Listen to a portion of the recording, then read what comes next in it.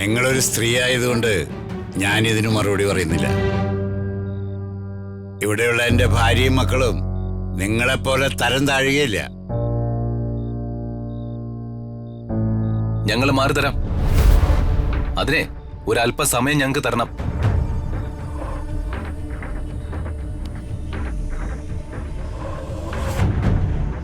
അരമണിക്കൂർ സമയം ഇനി തരത്തില്ല. മാറി തന്നേ പറ്റൂ.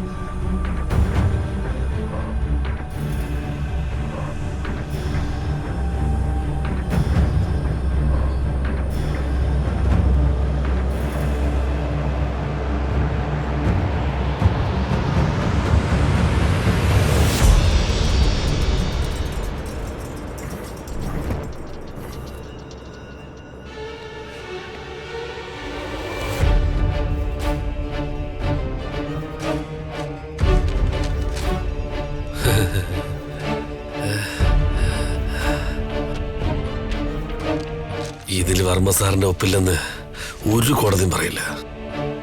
ഒരു എക്സ്പെർട്ടിനെ കൊണ്ട് ഞാൻ സൈൻ ചെയ്ത് വെച്ചിരിക്കുന്നതാ.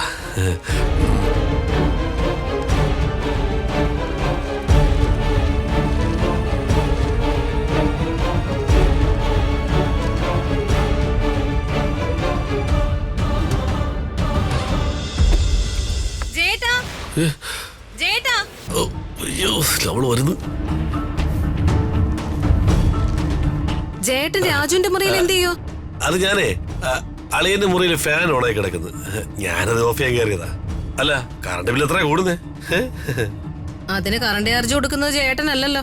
അല്ല, അതല്ല. ഷർട്ടിനകത്ത് എന്താ?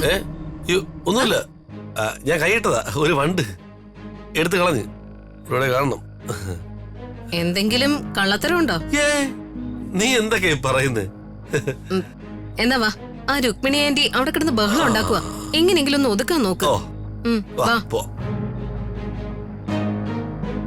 എന്താ ഞാൻ ചോദിച്ചതിന് മറുപടി പറയാതെ നിങ്ങൾ എല്ലാരും ഇങ്ങനെ മരക്കുറ്റികൾ പോലെ നിൽക്കുന്നത്? വ്യക്തിവൈരാഗ്യം ഉണ്ടെന്ന് കരുതി ഇങ്ങനെയൊന്നും പെരുമാറരുത് രമേടമേ. എനിക്ക് വ്യക്തിവൈരാഗ്യം തന്നെയാടാ. എന്താ സംശയം? നീയൊക്കെ ഒന്ന് ഓർത്തു നോക്ക്. എന്നോട് ചെയ്ത് സഹിക്കാൻ പറ്റുന്ന കാര്യങ്ങളാണോ? രുക്മിണി, നിങ്ങൾ വാടക ചീട്ടെഴുതി ഞങ്ങൾക്ക് തന്ന വീട്ടിലാണ് ഞങ്ങൾ താമസിക്കുന്നത്. അത് വാടകക്കാരനും വീട്ടുടമസ്ഥനും തമ്മിലുള്ള ഒരു ബന്ധത്തിലാ, ഒരു എഗ്രിമെന്റിലാ. അതും വ്യക്തികൾ തമ്മിൽ നടക്കുന്ന പ്രശ്നങ്ങൾ തമ്മിൽ കൂട്ടിക്കുഴയ്ക്കരുത്.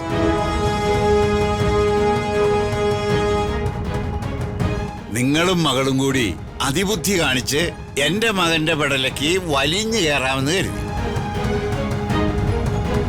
അവന് താല്പര്യമുള്ള പെണ്ണിനെ അവന് കല്യാണം കഴിക്കാൻ പറ്റൂ. അവനത് ചെയ്തു. കണ്ടില്ലേ, ഇങ്ങേരിപ്പോഴും മര്യാദയോടെ തന്നെയാ പറയുന്നത്. കുറ്റക്കാര് ഞങ്ങളാണത്രേ. ഇയാളും മകനും ഒക്കെ ഹരിചന്ദ്രന്മാർ.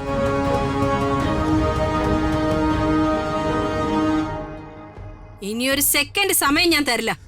ഇപ്പൊ ഈ നിമിഷം എന്റെ വീട്ടിൽ നിന്ന് ഇറങ്ങണം.